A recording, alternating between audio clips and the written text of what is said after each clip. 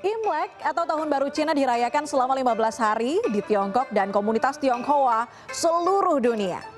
Adapun asal-usul Tahun Baru Cina penuh dengan legenda atau cerita rakyat. Nah, salah satunya menceritakan monster bernama Nian yang akan menyerang penduduk desa pada hari pertama setiap tahun baru. Ternyata monster ini takut akan suara keras, kemudian cahaya terang, dan juga warna merah sehingga benda-benda ini digunakan untuk mengusir monster ini. Itu kenapa sekarang perayaan Imlek identik dengan petasan, kembang api, dan pakaian juga dekorasi berwarna merah. Tapi yang tidak ketinggalan nih, kita lihat ada sosok barongsai yang selalu hadir pada saat acara Imlek. Nah, menurut kepercayaan tradisional masyarakat Tionghoa, singa merupakan simbol keberanian, stabilitas, dan juga keunggulan. Ada suara pukulan simbal, ada gong dan juga gendang mengiringi tarian barongsai menjadi lebih hidup dan juga atraktif. Masyarakat percaya nih kalau tarian singa membawa keberuntungan dan dapat mengusir aura-aura buruk. Karena itu tarian barongsai tidak hanya hadir pada perayaan Imlek, tapi juga beberapa acara penting seperti peresmian bangunan dan pendirian kelenteng. Ni hao. Merayakan Imlek berarti menyambut pergantian tahun dan juga astrologi Cina atau Shio. Ini dia yang mewakili tahun-tahun tersebut. Sementara itu penanggalan tahun baru Cina dibagi menjadi siklus 12 tahun sesuai dengan 12 Shio yang ada dan dinamakan sesuai dengan 12 hewan tertentu. Nah, kita buka. Tahun 2022 adalah tahun macan air. Shio macan merupakan simbol keberanian, kekuatan, dan juga rasa percaya diri. Tapi kalau berbicara soal Shio, Anda mungkin bertanya-tanya, kenapa sih setiap Imlek ada nama-nama hewan tertentu yang mewakili tahun tersebut? Dan kenapa jumlah Shio hanya 12 hewan?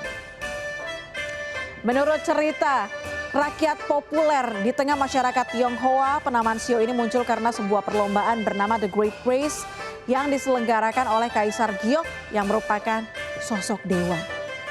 Ia memanggil hewan-hewan yang ada di bumi untuk ambil bagian, namun hanya 12 hewan yang muncul di garis start. Ada tikus, kemudian kerbau, ayam, monyet, babi, kemudian ular, macan, kelinci, naga, kuda, anjing, dan juga kambing. Nah, karena sudah datang, Kaisar Giok akhirnya memberikan hadiah dengan menamakan setiap Shio sesuai dengan nama 12 hewan ini. Adapun urutannya disesuaikan dengan hewan mana yang bisa menyeberangi sungai dan sampai terlebih dahulu di garis finish. Kita lihat perlombaannya ya. Nah, yang pertama yang sampai adalah tikus. Ia bisa menyeberangi sungai dengan cara naik punggung kerbau. Ketika sampai di darat, si tikus pun curang bahkan langsung melompat dan keluar sebagai pemenang. Sedangkan kerbau akhirnya menempati posisi kedua. Berikutnya ada macan dan juga kelinci serta naga. Ya, walaupun sebenarnya naga nih bisa keluar sebagai pemenang ya lewat kemampuan terbangnya, tapi ternyata ia menolong hewan lain terlebih dahulu loh sehingga mencapai finish di posisi kelima. Berikutnya, nomor 6 adalah ular yang licik dengan menakut-nakuti kuda yang ada di depannya.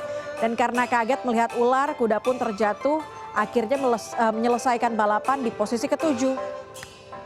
Lalu di posisi ke-8, ke-9, dan ke-10 ada kambing, kemudian ayam dan juga monyet. Mereka kompak banget nih menyeberangi sungai bersama-sama dengan menggunakan rakit yang mereka bangun.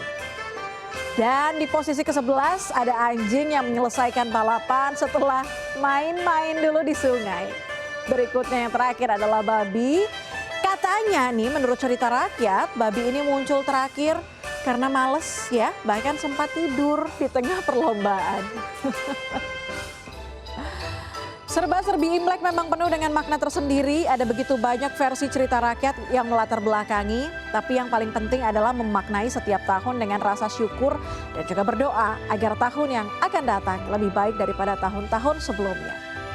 Kung Si Fa Choi.